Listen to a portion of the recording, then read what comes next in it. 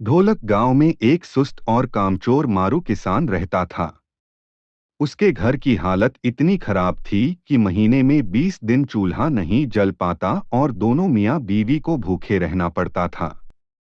एक दिन मारू किसान की बीवी को बड़ा गुस्सा आया और कहा, अब मैं तुम्हारी कोई भी बात नहीं सुनना चाहती। चाहे जो कुछ करो, लेकिन मुझे तो पैसा चाहिए।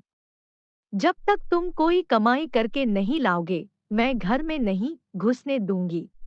यह कहकर बीवी ने मारू को नौकरी की खोज में जाने को मजबूर कर दिया।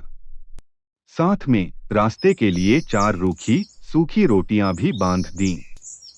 दिन भर चलते चलते जब मारू थककर चूर हो गए तो सोचा कि कुछ देर सुस्ता लिया जाए। भूख भी जोरों की लगी थी। तभी कुछ दूर पर एक कुआं दिखाई दिया। मारू उसी की ओर बढ़ चला। मारू ने वहीं पर बैठकर बीवी की दी हुई रोटियों की पोटली खोली। उसमें 4 रूखी सूखी रोटियां थीं। उसने सोचा कि अगर चारों रोटियों को आज ही खा डाली तो कल परसों या आगे तक नौकरी नहीं मिली तो क्या खाऊंगा। इसी सोच विचार में मारू बार बार रोटियां गिनते और बार बार रख देते। समझ में नहीं आता कि क्या किया जाए। जब मारू से अपने आप कोई फैसला न हो पाया तो कुएं के देव की मदद लेनी चाहिए।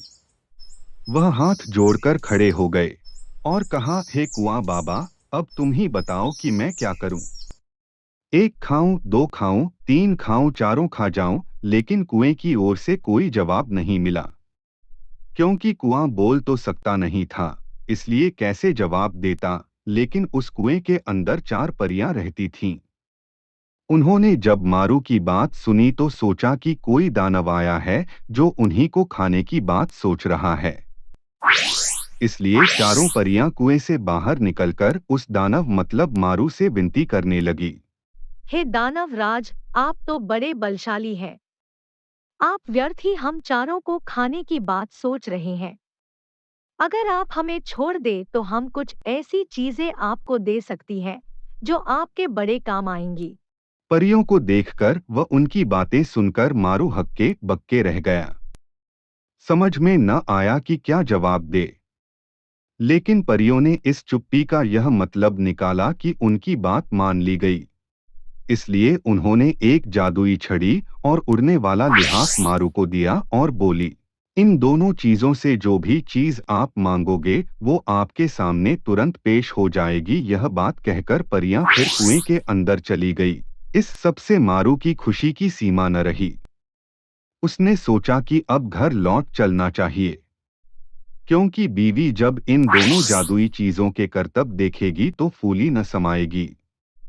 तब मारू उड़ते हुए लिहाफ को पहनकर और हवा में उड़ता हुआ घर को वापस लौट पड़ा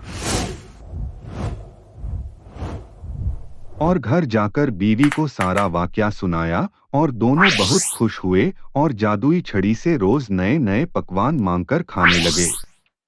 अगर वीडियो अच्छा लगे तो इसे लाइक करें, शेयर करें और सब्सक्राइब करना न भूलें।